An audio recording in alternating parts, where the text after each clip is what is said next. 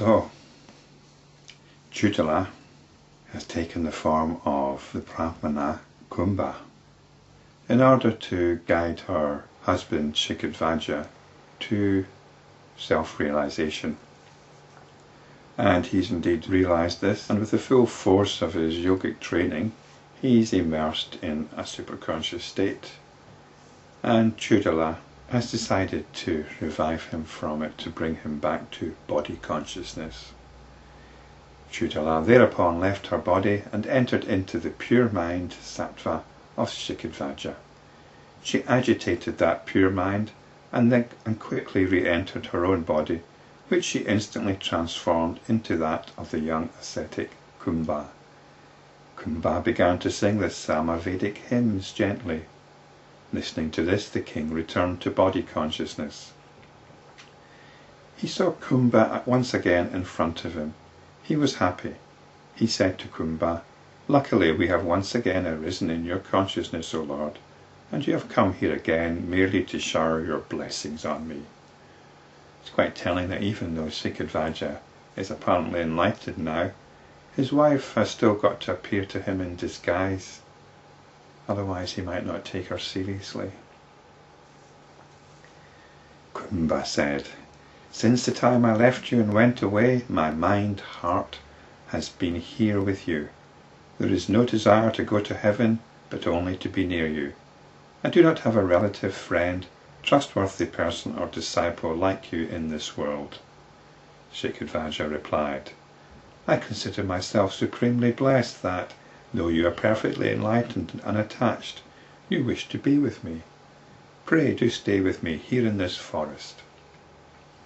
Kumbha asked, "Tell me, did you rest in the supreme state for a while? Have you abandoned notions like, this is different, this is unhappiness, etc., as your craving for pleasure ceased?" And these are notions which arise within the psyche.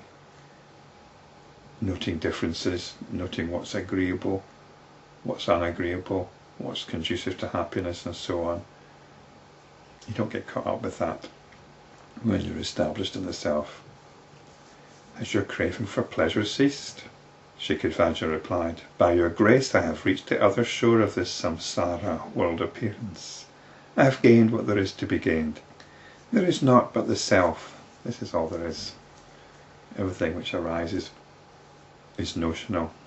There is naught but the self, neither the known nor what is yet to be known, neither attainment nor what is renounced and what should be renounced, neither an entity nor the other, nor even sattva, a pure mind.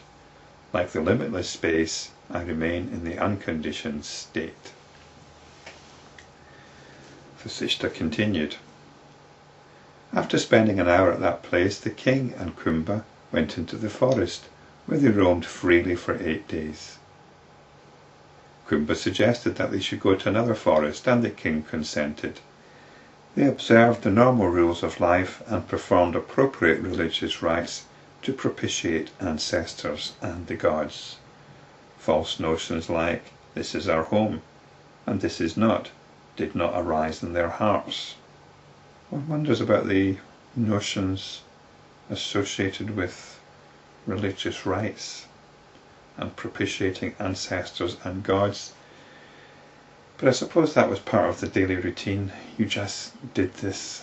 It was something which was part of the fabric of life. Sometimes they were clad in gorgeous robes, at others in rags. They were probably adored by some of the other forest hermits. Sometimes they were anointed with sandal paste, at others with ashes. After a few days, the king also shone with the same radiance as Kumbha. Seeing the radiance of the king, Kumbha began to think, "Here is my husband who is noble and strong. The forest is delightful. We are in a state in which fatigue is unknown. How then does desire for pleasure not arise in the heart?"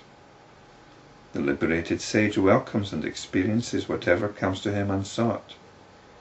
If he is caught up in conformity, rigidity, it gives rise to foolishness, ignorance. She whose passions are not aroused in the proximity of her noble and strong husband, when they dwell surrounded by a garden of flowers, is as good as dead. What does the knower of the truth or the sage of self-knowledge gain by abandoning what is obtained without effort? It seems like the Queen is missing a bit of lust here. I should make it possible for my husband to enjoy conjugal pleasures with me. Having thus decided, Kumbha said to Shikhidhvaja, "Today is an auspicious day when I should be in heaven to see my father. Give me leave to go, and I shall return this evening." So this is an interesting development. They're both liberated, but Kumbha, who is Chudala, the king's wife, feels it's appropriate to enjoy conjugal pleasures. There's no sign that Shikhidhvaja is feeling deprived of such things. Let's see what happens. The two friends exchanged flowers. Kumbha left. Soon Chudala abandoned the disguise, went to the palace and discharged the royal duties. She returned to where Shikhidhvaja was, again in the disguise of Kumbha. Noticing a change in Kumbha's facial expression, the king said, "O son of the gods, why do you look so unhappy? Holy ones do not allow any external influence to disturb their equilibrium." Kumbha said, "They who, though remaining established in equilibrium, do not let their organs function naturally as long as the body is alive, are obstinate and stubborn people. As long as there is sesame, there is oil. As long as there is the body, there are the different moods also. He who rebels against the states that the body is naturally subject to cuts space to pieces with a sword. The equilibrium of yoga is for the mind, not for the organs of action and their states. As long as the body lasts, one should let the organs of action perform their proper function, though the intellect and the senses remain in a state of equanimity. Such is the law of nature, to which even the gods are subject."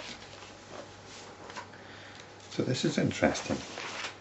Normally, the idea is that the mind dominates the body, but here the body is being allowed to have its say, and that can often result in the desire for sexual pleasures.